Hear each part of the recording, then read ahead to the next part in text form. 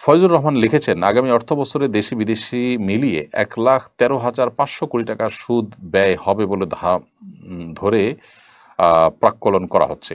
সুদভিত্তিক budget ও অর্থ ব্যবস্থা সম্পর্কে আপনার মন্তব্য জানতে চাই। এই বিষয়ে আমরা এর আগে একাধিকবার কথা বলেছি। দেখুন, বাংলাদেশে সর্বস্তরের মুসলমান এবং সর্বস্তরের দিনদার মানুষ, এমনকি নামে মুসলমান যারা, তারাও কিন্তু সুদকে ঘৃণা করে। এই জন্য কনভেনশনাল ব্যাংকগুলোতে কিন্তু আমরা দেখেছি ইসলামী ব্যাংকিং উইং খুলতে বাধ্য হয়েছে তারা, কারণ মানুষ সুদকে ঘৃণা করে।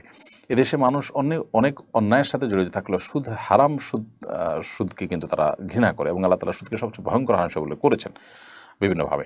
তো এই জন্য এই জাতীয় বাজেটে সুদের নির্ভরতা কমানোর চেষ্টা করা কর্তব্য।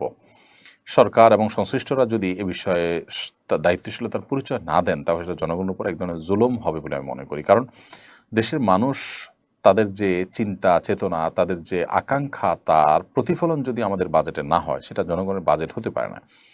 বাজেটে অনেক ভালো ভালো দিক থাকতে পারে, কিন্তু সুদের নির্ভরতা দিন দিন যে বাড়ছে, সুদের ঋণের নির্ভরতা, এই সুদের ঋণের নির্ভরতাটা কমানো দরকার। সেটার জন্য কৃচ্ছ্রতা সাধনের বহু জায়গা আছে যেগুলো আমরা চাইলেই করতে পারি। সে জায়গাগুলো করা যেতে পারে, আরও নানামুখী উদ্যোগ নেওয়া যেতে পারে।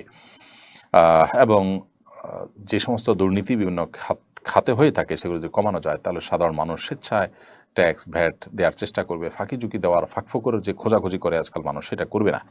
সেই জায়গায় আসলে ফোকাস করা দরকার। সুদী ঋণের উপর নির্ভরতা একটি দেশকে কখনো শক্তিশালী জায়গায় আসলে নিয়ে যেতে পারে না। আমি যদিও বিষয় বিশেষজ্ঞ নই, কিন্তু আমি একজন সাধারণ মানুষ হিসেবে আমার ধারণা এবং মন্তব্য শুরু করলাম। আল্লাহ তাআলা আমাদেরকে সুদের জাতাকল থেকে বেঁচে থাকার তৌফিক দান করুন। জনগণের একজন সদস্য হিসাবে, দেশে একজন নাগরিক হিসাবে এই সুদের দায় আমাদের প্রত্যেকটা মানুষের মাথার উপরে বর্তায়।